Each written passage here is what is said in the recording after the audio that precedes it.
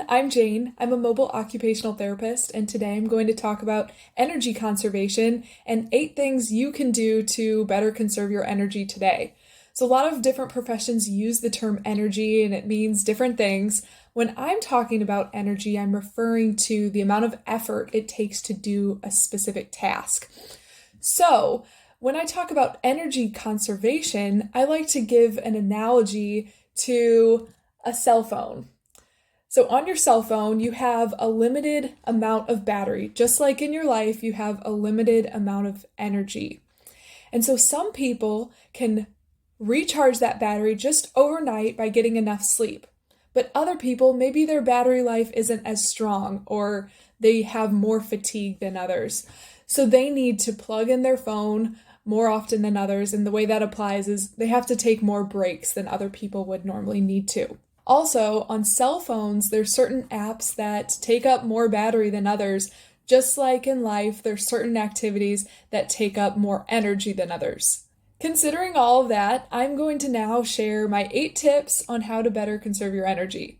The first tip is to not schedule too many activities for one day. So make sure when you're planning out your week to spread around the different activities you have to do so that it's not all happening at the same time. The second tip is to spread the easy and hard tasks you have to do throughout the day.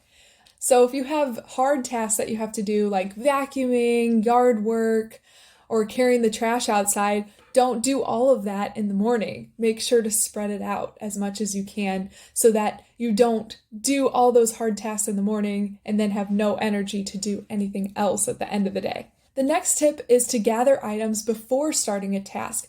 Let's say you're preparing your lunch and you know you're going to have to walk around the kitchen a bunch. Try to gather the things you know you'll need right at the beginning so then you can sit down and work and you're not going around the kitchen the whole time. The next tip is to try to use adaptive equipment when possible. For example, maybe in the shower you could use a shower chair or a long-handled sponge to help reach your back. The next tip is to keep objects close to your body when you're lifting.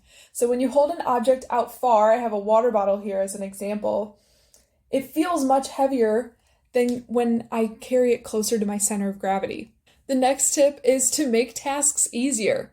So again, with the meal preparation example, you don't have to pick the hardest recipe. Try to pick a recipe with only a few steps. The next tip is to use pursed lip breathing if you're starting to feel a little lightheaded.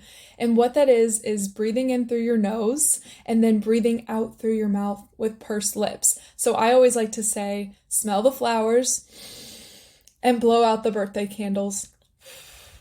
And the last tip is to ask for help. You don't have to do everything yourself, and if you have a friend or a neighbor or a relative who can help you do any of the tasks that you need to do it. Ask for help, and I'm sure many people would be glad to lend a hand. All right, that's all I have for this video. Let me know if you have any other ideas for ways to conserve energy in the comments below. See you later.